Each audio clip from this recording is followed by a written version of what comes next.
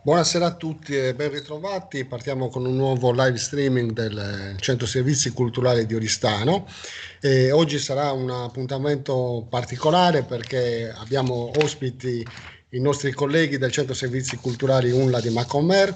Quindi insomma ci fa piacere immenso perché ovviamente sono i colleghi con i quali ci si confronta di continuo. Diciamo che viviamo gioie e dolori del nostro lavoro assieme e ci confrontiamo molto spesso. Col Centro Servizi Culturali di Macomer mi piace ricordare che abbiamo portato avanti tante iniziative, però cito e ricordo l'ultima abbastanza impegnativa che è stato Trame di Paese, il cinema per e delle comunità, che abbiamo portato avanti per 3 anni scolastici.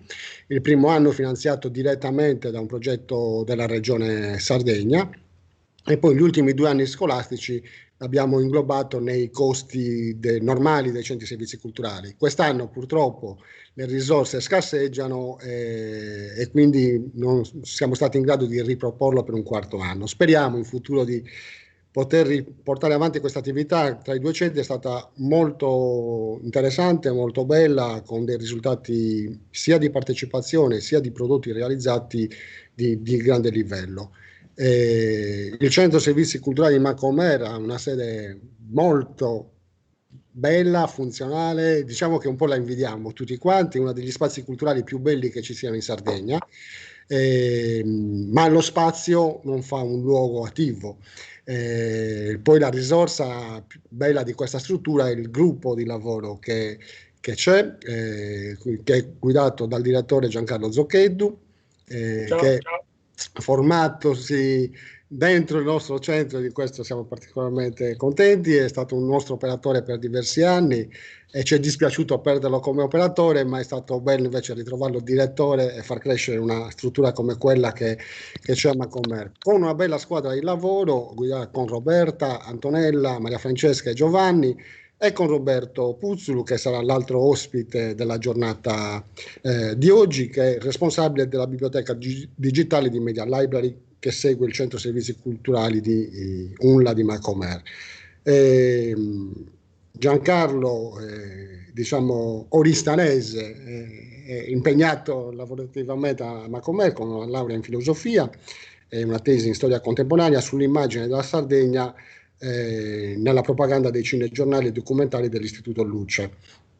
Quindi ho detto prima, ha collaborato per diversi anni con la nostra struttura. Dal 2009 è direttore del Centro Servizi Culturali di Macomer. Roberto Romano ma sardo, non solo d'adozione, vive e lavora a Macomer come bibliotecario, lavora per il Centro Servizi Culturali, ma non solo, è il bibliotecario anche della biblioteca di Dualchi. E tra le altre, insomma, di recente è anche il nuovo presidente della sezione AIB Sardegna, quindi l'Associazione delle Biblioteche, Nazionali delle Biblioteche, che è molto operativa e che ovviamente segue il settore delle biblioteche italiane, e lui in particolare si occupa del settore sardo. E, con loro parliamo di questo importante servizio che il Centro Servizi Culturali di Macomer sta dando da diversi anni, dal 2011. È la prima realtà sarda che ha portato avanti il servizio di Media Library online. Perché abbiamo deciso di invitare il Centro Servizi Culturali di Macomer? Proprio perché è un servizio che loro hanno. Diverse persone ci hanno chiesto: ma perché voi non lo fate? Non lo facciamo perché lo fa Macomer. Quindi riteniamo che sia importante un servizio che funziona, ed essendo online non importa dove sta uno fisicamente, più che avere due piccoli servizi come due centri. Abbiamo ragionato: il centro servizi di Macomer tra le sue attività porta avanti e sostiene Media Library Online, il centro servizi culturali di Oristano ha fatto altre scelte sulla costruzione, ampliare sempre di più il deposito, diciamo, di film, l'archivio film in DVD, l'archivio libri dedicati al cinema. Cioè sono due settori di intervento, e allora tra una rete si sostengono anche le iniziative che ogni centro sta portando avanti e porta avanti. Questa noi riteniamo sia fondamentale, e quindi farla conoscere ancora di più in questo periodo, dove magari saremo costretti a stare ancora di più fermi a casa. ci sembra importante. Tra l'altro una coincidenza vuole che proprio da pochissimi giorni, dal 14 dicembre, la Media Library Online ha anche cambiato un po' grafica e forse poi Roberto ci dirà anche qualche funzione a disposizione dell'utenza. Io passo la parola a Giancarlo, ringraziando Giancarlo e ringraziando Roberto per essere con noi in questo pomeriggio. E niente, la parola a te Giancarlo. Ciao, grazie Marcello. Buon pomeriggio e grazie per averci invitato a parlare di Media Library. Poi per me, sai, è sempre un piacere parlare con voi, e quella è la mia prima casa, il Centro Servizi Culturali di Oristano, e se sono quello che sono lo devo al fatto che ho lavorato prima lì, prima di venire qui. E sono passati 11 anni in effetti, quindi insomma è passato tanto tempo. Media Library noi l'abbiamo attivata al centro di Macomer nel 2011, quasi 10 anni fa. Io sono diventato direttore nel 2009, quindi nel 2010 avevo già iniziato a conversare un po' con Roberto su alcuni aspetti che mi sarebbe piaciuto incentivare e attivare a Macomer col mio arrivo. Io avevo sostanzialmente, ricordiamoci che nel 2010 ho fatto una ricerca perché non me lo ricordavo. Per esempio, WhatsApp è nato nel 2009. Noi adesso lo conosciamo tutti, comunemente lo usiamo, però è nato nel 2009. Instagram nel 2010 e Amazon Italia è arrivato, appunto, hanno attivato Amazon in Italia nel 2010. Quindi stiamo parlando di un periodo anche di grande fermento. Quindi con Roberto noi conversavamo su come riuscire a fornire un servizio innovativo. Io avevo sostanzialmente due croci quando sono arrivato a Macomer, ma in generale, quando sempre ho frequentato biblioteche nella mia vita, mediateche, eccetera, eccetera. Uno è cercare di fornire i servizi di una biblioteca o di una mediateca, e quindi più in generale di un centro culturale, a tutti. C'è da dire che per tutta una serie di motivi, a volte mancanza di risorse, mancanza di personale, ovviamente le biblioteche, le mediateche non sono sempre aperte. Per esempio, non forniscono i servizi la domenica o il sabato pomeriggio, non tutte almeno. Questo cosa causa? È che vengano tagliati fuori tutti quelli che lavorano. Chi lavora la mattina e chi lavora il pomeriggio sostanzialmente non può andare a prendere in prestito dei libri o dei film.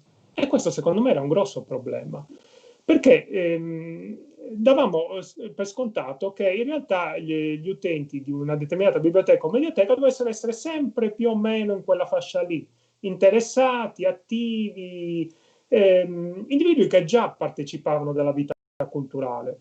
Ma tutti gli altri, per esempio quelli che lavorano e non hanno tempo di andare in certi orari, erano tagliati fuori. Quindi questo era il mio primo cruccio. Il secondo cruccio era fare qualcosa che fosse veramente innovativo, perché uno dei grandi problemi del settore culturale è che a volte è un po' rigido, poco flessibile e poco propenso ad attivare magari delle iniziative e dei percorsi contemporanei, moderni, anche rivoluzionari. Quindi con questa conversazione con Roberto, che si è dimostrato nel mio caso un bibliotecario assolutamente sensibile a questo tema, siamo arrivati a conoscere il servizio del prestito digitale. Ripeto, c'era un portale in Italia, nel nord Italia soprattutto, anzi esclusivamente nel nord Italia, che forniva alle biblioteche il servizio del prestito digitale, cioè la possibilità incredibile di dare in prestito un ebook, come si fa per un libro fisico in biblioteca, in digitale. Quindi 24 ore su 24, 365 giorni all'anno, festivi compresi. E ci sembrava una rivoluzione. Non solo, questo portale permetteva anche, per esempio, la lettura dei quotidiani e delle riviste in digitale, permetteva l'ascolto della musica, permetteva la visione dei film. Quindi con Roberto abbiamo deciso, dobbiamo dedicarci a questa cosa e vedere se riusciamo a portarla a Macomer. Sembra scontato oggi, e anche in Sardegna sembra scontato, visto che quest'anno moltissime biblioteche hanno aderito, ma nel 2010 e quindi nel 2011, quando l'abbiamo attivato, questa cosa era assolutamente nuova. La voglio dire un po' meglio perché fa ancora più impressione. Cioè la Sardegna con noi è stata la prima regione del Sud Italia, isole comprese, o Sud Italia e isole, a fornire questo servizio. Quindi se è vista in quest'ottica qui, siamo riusciti in Sardegna, attraverso il Centro Servizi Culturali di Macomer, a fornire un servizio che non c'era da nessun'altra parte, se non nelle grandi biblioteche del nord. Quindi abbiamo attivato il servizio, abbiamo iniziato ad avere anche soprattutto Roberto in questo caso, poi dirà lui meglio, ad avere tutto un percorso di formazione, di conoscenza del servizio, di conoscenza della pratica dell'ebook, della realizzazione degli ebook. Insomma, siamo diventati, soprattutto Roberto, ripeto, degli esperti nel settore. Inoltre, avevamo chiesto appunto al portale centrale di Media Library di darci la possibilità di fornire le credenziali di accesso al portale anche a tutti i bibliotecari sardi. Cioè già da allora, quindi stiamo parlando del 2000, tra il 2011 e il 2012, noi abbiamo capito che utilizzando quella poteva essere una vera rivoluzione, che anche le biblioteche dovevano conoscere. Molti bibliotecari si sono iscritti al servizio grazie a noi e questo ha permesso anche a loro di conoscere la realtà di Media Library. A priori molte scelte furono fatte allora, secondo me, positive e felici. Questa, per esempio, di far conoscere ai bibliotecari una cosa assolutamente nuova, ma che quest'anno si è dimostrata fondamentale, fu una decisione molto, molto, molto felice. Da subito devo dire che il servizio funzionò bene. Gli utenti iniziarono a utilizzarlo, chi solo per leggersi il quotidiano in digitale, chi solo per prendere in prestito un ebook o guardare un film o ascoltare una musica. E chi lo utilizzava era assolutamente contento, ci diceva che appunto era per lui, per esempio, una svolta. Parliamo a volte anche di persone che hanno magari difficoltà a spostarsi da casa, persone che magari non potevano raggiungere Macomer, ma che grazie a noi potevano leggersi il quotidiano o prendersi in prestito un ebook. Quindi anche da questo punto di vista c'è stato una specie di circolo virtuoso positivo col passaparola e quindi molti utenti si sono iscritti, altri ancora sono iscritti, hanno iniziato a iscriversi e richiedere l'iscrizione da tutta la Sardegna e il sistema ha funzionato benissimo. Devo dire anche che una delle cose che mi ha convinto di Media Library e che secondo me è fondamentale nel settore culturale è che se tu offri un servizio, quel servizio deve funzionare bene. Non può essere una copia sbiadita di qualcosa che funziona bene. Media Library in questi 10 anni ha sempre funzionato benissimo. Ci sono state pochissime criticità e quelle criticità sono sempre state risolte subito.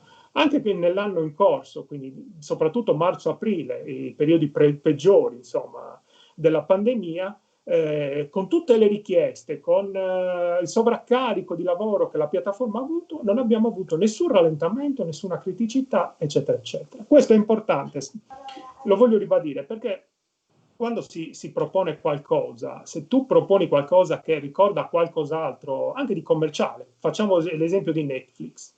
Netflix è semplice e funziona benissimo. Se tu lo vuoi proporre nel settore culturale, come ho sentito appunto dire qualche giorno fa, cioè fare una grande Netflix della cultura, va benissimo, ma quella cosa lì deve funzionare come Netflix o meglio. Se funziona peggio non funziona. Ecco, Media Library funzionava tale e quale le grandi piattaforme che ci sono adesso, che noi siamo abituati a usare, Netflix, Prime Video e tutte le altre, Disney Plus, insomma tutte quelle che sono arrivate dopo. E questo ci ha convinto definitivamente. Poi sono passati 10 anni, insomma, il resto è storia. Però questa introduzione, questo contesto nel quale io e Roberto abbiamo agito per portare questo nuovo servizio, mi piaceva appunto raccontarlo perché è stato il frutto di una collaborazione anche di un team, cioè, come hai detto tu, sia a Oristano che a Macomer il valore aggiunto sono le persone. Ecco, quando tu hai persone con le quali riuscire a fare un percorso di questo tipo, come è successo con me per Roberto o come succede per altre attività in altri contesti, allora quello è un momento di crescita. Siamo riusciti io e lui, e devo dire da soli, perché su una cosa che abbiamo ragionato, sulla quale abbiamo ragionato da soli, ci siamo informati, abbiamo fatto ricerca, eccetera, e siamo arrivati fin qua, con i dati poi che vi dirà Roberto, che sono effettivamente impressionanti. Ecco. Mangio la carta.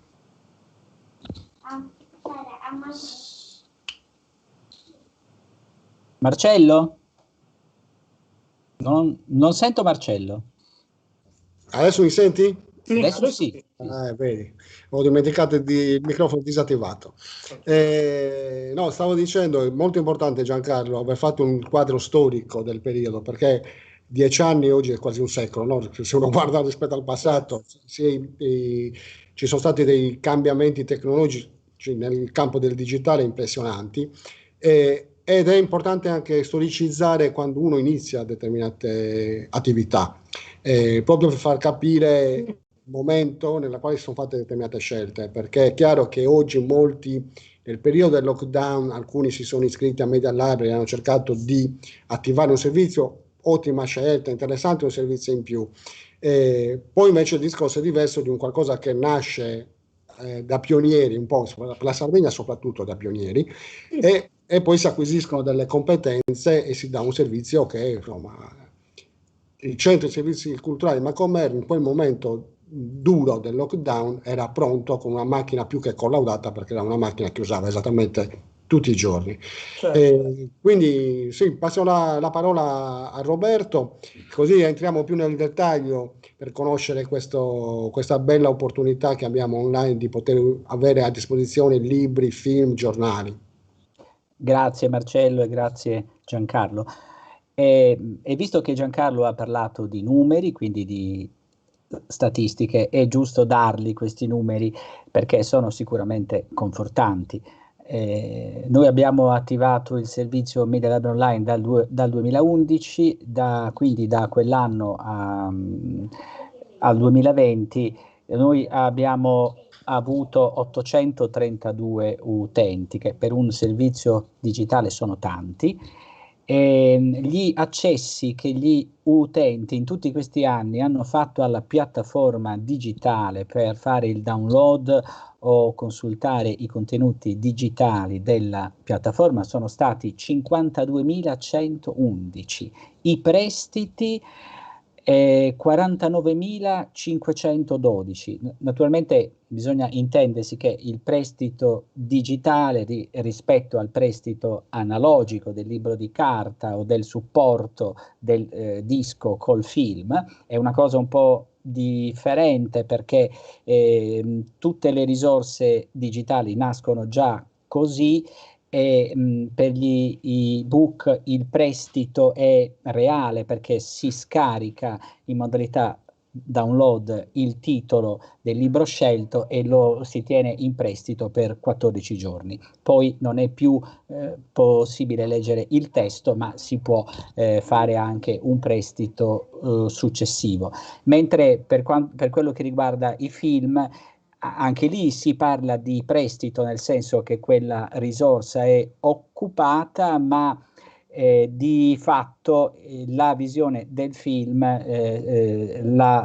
si fa in streaming video. E per i film le risorse non sono mai occupate come possono essere per gli ebook, perché sui film, per esempio, sono possibili i prestiti multipli, e anche questa possibilità non è arrivata subito sulla piattaforma, ma è arrivata molto dopo. Lo stesso discorso si può fare per i prestiti degli ebook. In un primo tempo sono nati tutti con una modalità one copy, one user, per cui un utente per volta poteva scaricare quel titolo e tenerlo occupato per 14 giorni. Oggi ci sono diverse formule di abbonamento che consentono i prestiti multipli. Di fatto migliaia e migliaia di titoli commerciali di tutti i principali editori italiani per gli utenti iscritti al servizio risultano sempre liberi, e lo stesso titolo può essere scaricato contemporaneamente da tanti utenti. E questo è sicuramente lo spirito della piattaforma digitale Media Lab Online, quando diciamo che è una biblioteca aperta 7 giorni su 7, disponibile 24 ore. Sì, perché non solo si può scaricare un ebook in qualsiasi ora del giorno, oppure iniziare a vedere un film, a sentire un brano musicale della ricchissima collezione MLOL, ma leggere anche i quotidiani, perché come ci ha ricordato prima Giancarlo, c'è anche il servizio edicola su Media Lab Online, che non solo permette di leggere, consultare i quotidiani e le riviste italiane presenti sulla piattaforma, ma addirittura consente di leggere giornali e riviste di 80 paesi del mondo, e su molte di queste testate addirittura è possibile con un sintetizzatore vocale sentire, leggere appunto le notizie che si selezionano quando per esempio si vuole consultare il Washington Post o il Times. E sicuramente insomma è ci sono veramente tantissime possibilità che hanno decretato il successo di questa piattaforma in Sardegna e prima in tutta Italia. Visto che poi, ecco, l'altra cosa importante, abbiamo accennato alla nuova veste grafica della piattaforma e ora ho il mio schermo condiviso, quindi possiamo navigare all'interno della piattaforma Media Lab Online del Centro Servizi Culturali di Macomer. Come vedete, una novità importante è la possibilità di cercare subito una risorsa senza entrare di fatto all'interno delle collezioni presenti sulla piattaforma. Quindi una ricerca anche con termini liberi, oppure si può fare una ricerca avanzata conoscendo il titolo, l'autore, l'editore o l'anno di pubblicazione di un titolo, di un ebook, oppure di qualsiasi altro formato digitale presente sulla piattaforma. Torno un attimo indietro perché così possiamo entrare, ecco qui. Io ho già fatto il login, per cui sono entrato come utente centro servizi, e qui possiamo vedere nella videata principale tutto quello che è già presente su Media Lab Online. Abbiamo la prima sezione che ha il focus sugli ebook con le novità uscite da una settimana, 15 giorni, un mese, 3 mesi, a seconda del filtro che sulla sinistra si seleziona per ottenere una ricerca più puntuale. Poi abbiamo l'intera collezione degli ebook che, come vedete, abbiamo qui un numero 91.040, quindi sono titoli commerciali degli editori italiani, e anche su questi titoli, che sono veramente tanti, c'è il filtro scegli un argomento, quindi ci interessa un titolo di tecnologia oppure un libro per bambini, con questo filtro possiamo veramente trovare tutto quello che c'è. Abbiamo poi la sezione Roberto, piccola. Sì, Roberto, ascolta, forse hai la finestrella di Skype sulla schermata. Puoi spostarla un pochettino più sulla destra? Si vede ancora? No, No. adesso è perfetto, così vediamo completo. Grazie. Chiedo scusa, ma nella foga di parlare non me ne ero proprio accorto. Quindi, allora, eravamo arrivati alla sezione edicola, anche qui 7.117 testate giornalistiche, quotidiani e riviste italiane di tutto, una cosa decisamente notevole. E poi la consultazione appunto di questi giornali consente di aprire il PDF del numero del giornale o della rivista presente quel giorno in edicola.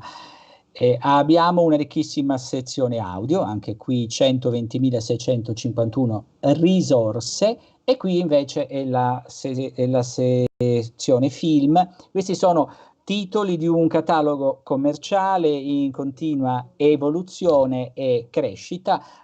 Sono disponibili sulla piattaforma perché rilasciati con licenza dai distributori. Sono 426. Ecco, queste risorse, questi film possono essere di fatto presi in prestito, quindi la visione del film in streaming parte quando l'utente sceglie di vedere quel film, e la visione può essere completata nell'arco delle 24 ore, quindi si può interrompere e riprendere anche in seguito. Abbiamo poi una... Scusa Roberto, una curiosità. Quindi questo che tu ci stai facendo vedere è tutto quello che dal Media Library del Centro Servizi Culturali Macomer si può visionare e prendere in prestito. Esatto. E adesso io sinora ho parlato di risorse commerciali, vi ho accennato prima alla durata del prestito, cioè un ebook può essere letto da chi ha scaricato quella risorsa per 14 giorni, perché questo è il tempo di lettura stabilito dall'editore che è titolare della licenza. Mentre per esempio per quanto riguarda i giornali o le riviste della sezione edicola di Media Library Online, qui non c'è alcuna scadenza, io posso iniziare a leggere il Corriere della Sera alle 9 del mattino e riaccedere alla piattaforma MLOL e continuare la lettura nel primo pomeriggio, per esempio. Sui film vi ho già spiegato quali sono le modalità di visione. Adesso ero arrivato agli audiolibri. Ecco, noi abbiamo 120 titoli, non sono tantissimi, però abbiamo fatto una scelta ben precisa. Gli audiolibri possono essere dati in prestito dalla piattaforma in due modalità differenti. Allora, possono essere scaricati sui dispositivi degli utenti, quindi PC o dispositivi mobili, oppure ci sono dei titoli che possono essere ascoltati solo in streaming, collegati alla piattaforma col wifi. Poi l'ultima sezione, anche questa veramente importante, è il cosiddetto catalogo open. Qui sono presenti tutte le risorse digitali, libri, film, audio, ma anche banche dati, immagini, gallerie di immagini, non coperte da diritti d'uso, quindi sono di libera fruizione, ecco perché si chiamano open. E il numero è altissimo, 2.135.491 alla data di oggi.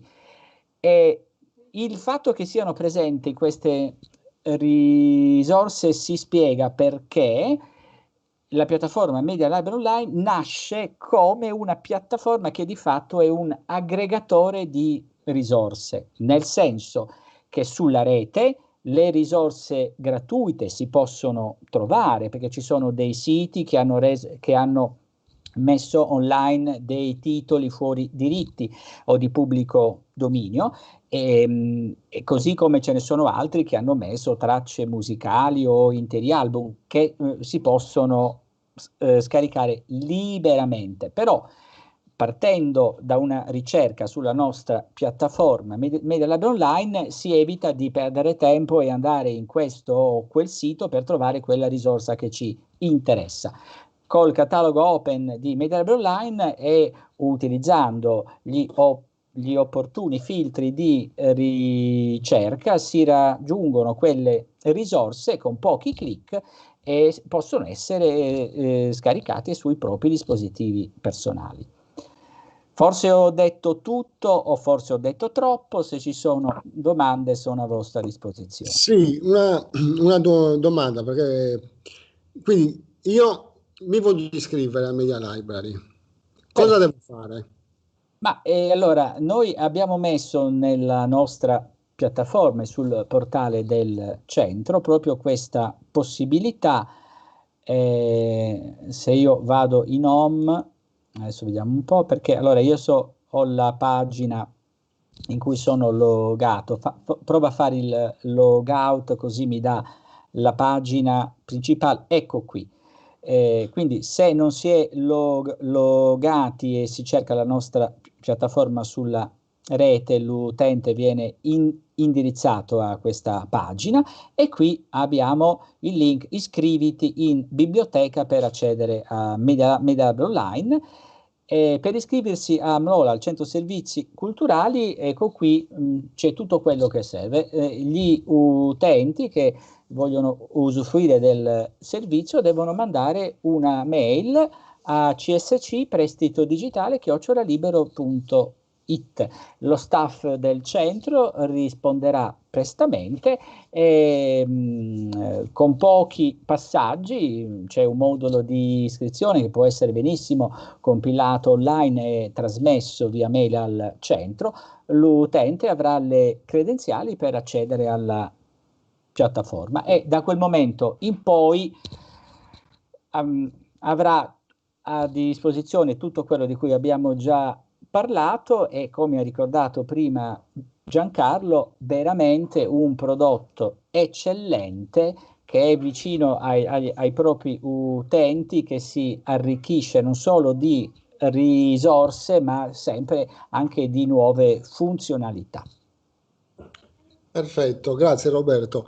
Beh, indubbiamente quello che ne viene fuori, perché per avere una proposta così ampia come quella che proponete, è chiaro che, insomma, ritorniamo al discorso iniziale che faceva Giancarlo.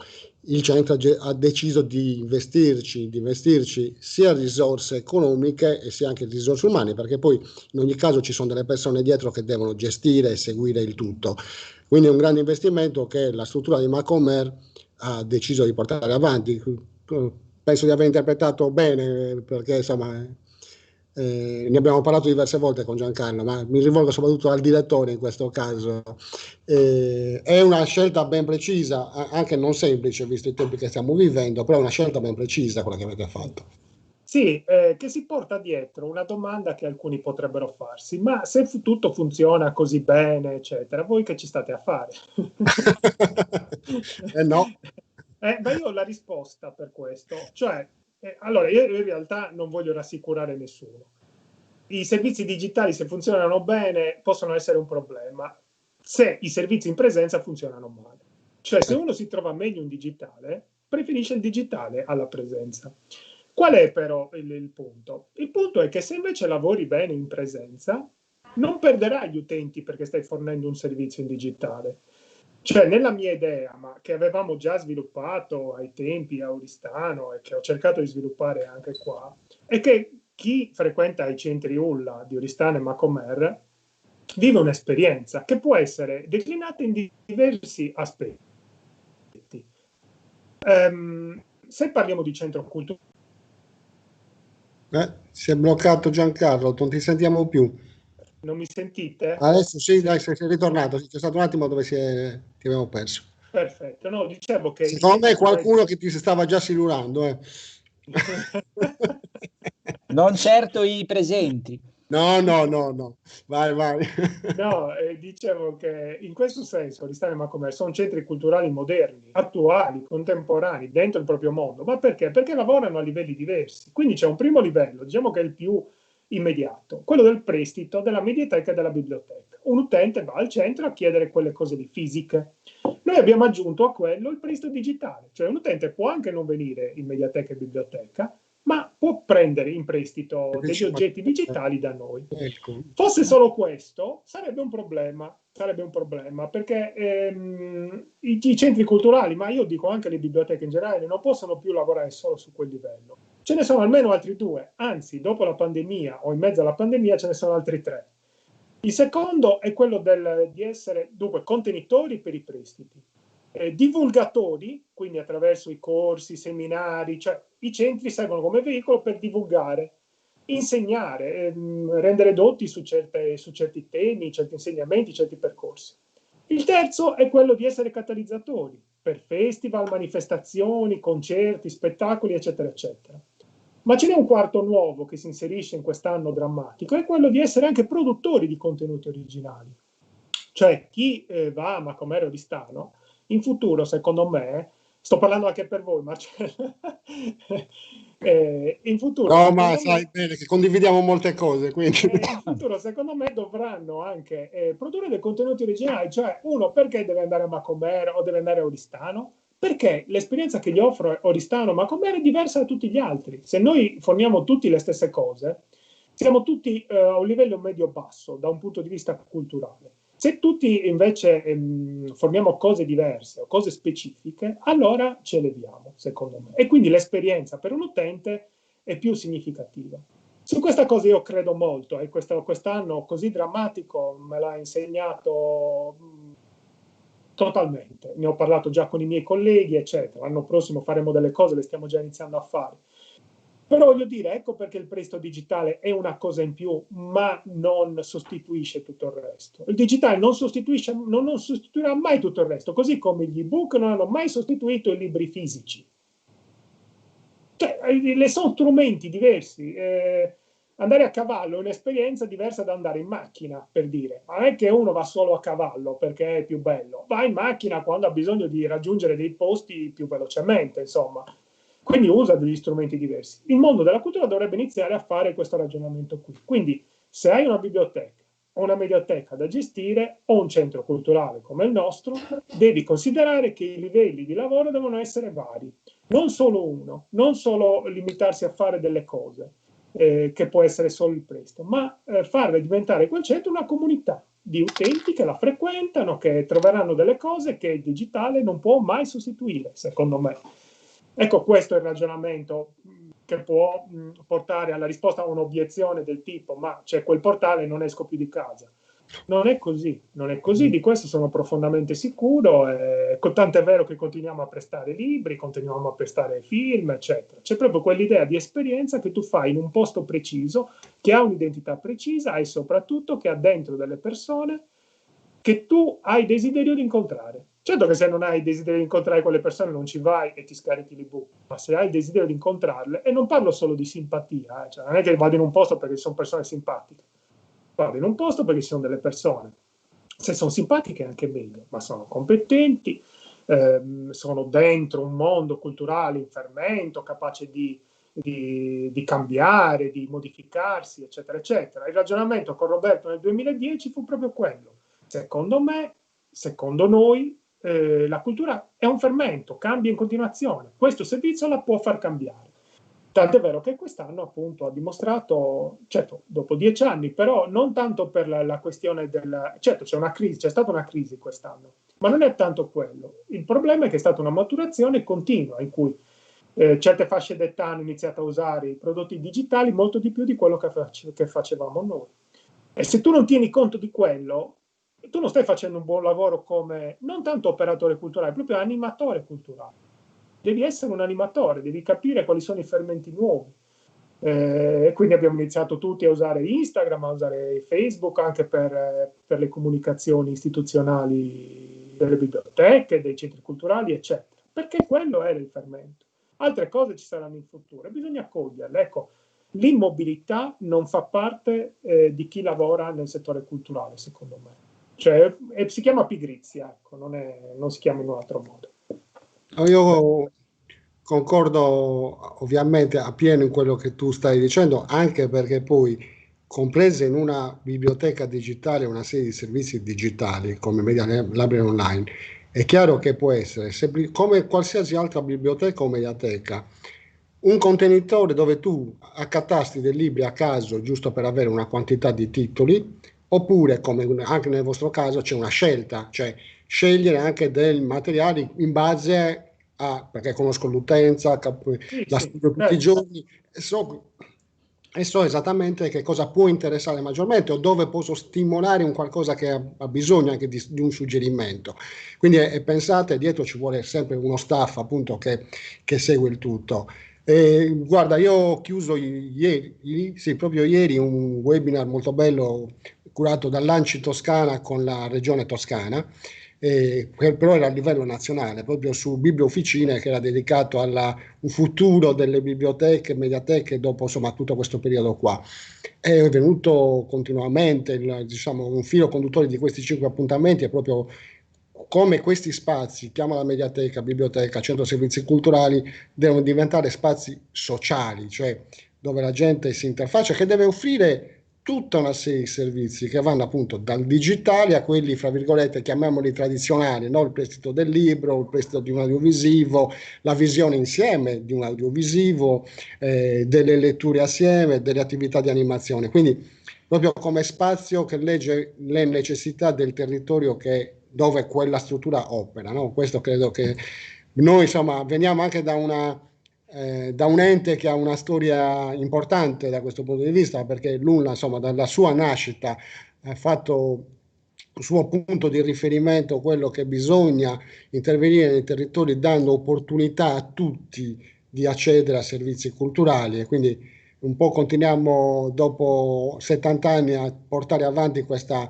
impegno e questa idea che ancora oggi è fondamentale, e sicuramente questa crisi ha anche aumentato dei bisogni di accesso alla cultura, non solo per una crescita culturale, ma proprio perché alcuni purtroppo con la crisi economica non possono più accedere alla cultura come accedevano prima, quindi degli spazi come quelli nostri sono anche l'opportunità di soddisfare dei bisogni per chi vuol prendersi libri o insomma quello che necessita in quel momento per la sua curiosità culturale. Quindi questo secondo me è fondamentale. Guarda, Marcello, secondo me noi due non abbiamo inventato niente. 70 anni di UNLA, voglio dire, ci hanno insegnato che certe dinamiche si modificano nel tempo, ma la natura vera delle azioni rimangono le stesse.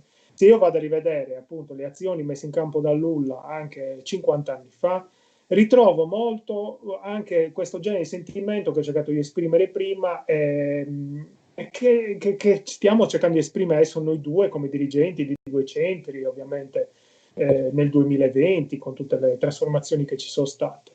Cioè noi siamo eredi di quella tradizione lì che è ancora valida sostanzialmente, che è quella tradizione di animazione culturale vera e propria, e di un altro concetto che a me piace molto, che ho letto da qualche parte, che però ogni tanto cito, che è quello del localismo cosmopolita, cioè aperti al mondo ma radicati in un luogo. Cioè i centri sono questa cosa qua, sono aperti al mondo ma radicati in un luogo.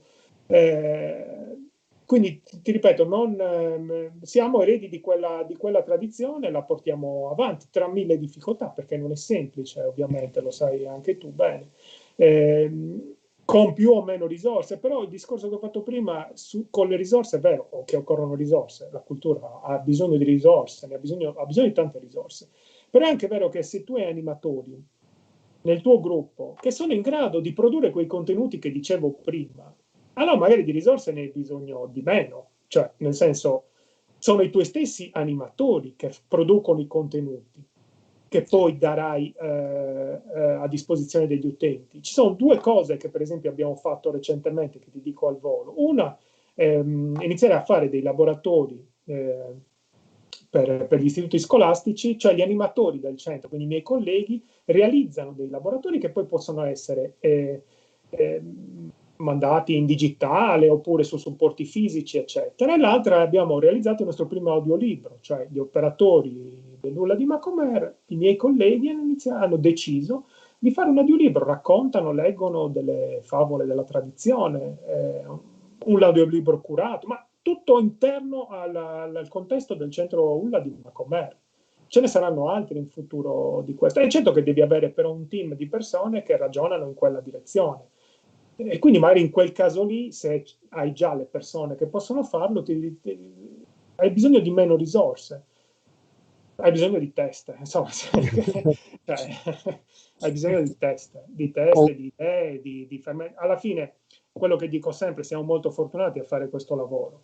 Questo lavoro si fa con passione, si fa con idee, con risorse, con tutto quello che vogliamo, ma devi avere un briciolo di passione. Se no fai altro, non so, ce ne sono tanti di lavori nella vita, se questo, però quella roba lì della passione, secondo me, dell'autenticità di quello che fai tu, È la prima cosa che colgono gli utenti. Se un utente capisce che alla fine stai fingendo, non ci credi neanche tu a quello che fai, non c'è possibilità di creare un vero legame culturale con lui. Se invece crede che quello che fai sia onesto, autentico, vero, allora probabilmente stai già facendo gran parte del percorso che devi fare. Poi il resto viene da sé, secondo me.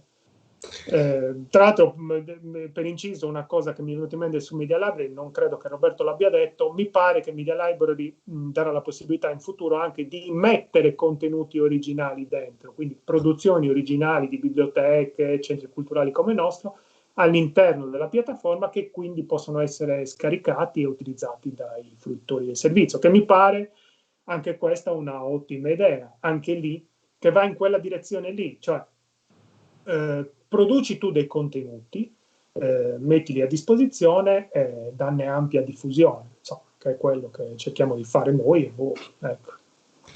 Perfetto, no, concordo sulla importanza delle risorse umane che poi i gruppi hanno, perché per dire, per noi anche questa piccola, fra virgolette, ormai attività settimanale degli streaming, se non avessimo, che è fatta tutta in casa, nel senso tutta con le tecnologie che noi abbiamo, ma se non ci fosse stato un Antonello Carboni che ha queste capacità e questa volontà anche di mettersi a studiare cose nuove, perché poi sicuramente il lockdown e anche questa fase un po' rallentata con l'utenza ci ha permesso di fermarci a studiare di più e a lavorare di più, a sviluppare una serie di idee che invece quando si è in piena attività, con le tante attività che i due centri portano avanti, a volte non hai il tempo per fermarti a studiare ulteriori cose. Quindi abbiamo sfruttato al massimo tutti quanti per crescere in maniera professionale e nella proposta che vogliamo portare avanti. Certo. Bene, allora siamo arrivati alla chiusura, ovviamente con un grazie enorme a Giancarlo e a Roberto, e quindi insomma sollecitiamo tutti a iscriversi al Media Library, approfittate di queste vacanze natalizie, forse saremo anche un po' più rinchiusi in casa, perché insomma purtroppo per l'emergenza che continuiamo a vivere. E quindi può essere l'occasione per sceglierci noi un film da vedere, per sceglierci un libro da leggere o visionare la rassegna stampa. Insieme a Giancarlo e Roberto saluto ovviamente tutto il resto della grande squadra di Macomer, Roberta, Antonella, Maria Francesca e Giovanni, spero di non aver dimenticato nessuno, mi sa che siete tutti. Quindi un grande in bocca al lupo per le varie attività che state portando avanti. Chiudo ricordando il prossimo appuntamento che faremo di diretta streaming sarà martedì 22, sempre alle 17:30. Faremo la presentazione di un libro interessante che sicuramente farà molto discutere. Parliamo di Gramsci il fascista, storia di Mario, il fratello di Antonio. Lo presenteremo con l'autore Massimo Lunardelli insieme a Pepe Manias. È interessante perché Mario Gramsci, appunto il fratello di Antonio Gramsci, è sempre stato definito in generale come il fratello fascista. E invece insomma c'è interessante perché il lavoro di Massimo Lunardelli ha fatto un lavoro da storico, quindi con documenti, ha ricostruito la storia e quindi darà un po' di valenza storica alla storia di Mario Gramsci. Quindi vi aspettiamo anche per questa iniziativa del 22. Ringrazio ancora Giancarlo Zocchetto, ringrazio Roberto Puzzlu per essere stati con noi. Grazie a te, Marcello, grazie a voi, grazie ad Antonello per tutta l'assistenza tecnica e a tutti gli altri, insomma. C'è un pezzo di cuore mio lì che però, ti ripeto, quell'esperienza lì a Oristano mi è servita per poi per portarla a Macomer. Io credo che uno degli insegnamenti, al di là di tutto quello che si può dire, di quello che facciamo, eccetera, uno degli insegnamenti più belli che Lulla mi ha dato è aver frequentato prima da studente al liceo, il centro servizi culturali con Antonio, poi aver lavorato insieme a te e poi con gli altri e poi essere venuto qui. Dal punto di vista umano io credo che quella è un'eredità che insomma per me è insostituibile e quindi il valore aggiunto che dicevo sta lì nelle persone. Tutto quello che ho imparato l'ho imparato lì. Modestamente ho cercato di portarlo qui. Quindi ringrazio per avermi invitato e saluto tutti. Allora, grazie. Allora chiudo dicendo che sì, la fortuna del nostro lavoro è che c'è una squadra dove ognuno di noi, il più vecchio, cioè io, a prescindere dal ruolo che ha, tutti i giorni impara qualcosa anche dai più giovani, tutti i giorni. E quindi è proprio il fatto di lavorare in equipe è fondamentale per crescere, se no ci si fossilizza e niente. È vero. Bene, dopo questi bei ricordi nostalgici ci salutiamo e quindi vi ricordiamo che siamo sempre, lo troverete insomma nel nostro canale YouTube se volete riascoltarlo oppure per suggerirlo a chi se l'è perso. Buona serata a tutti.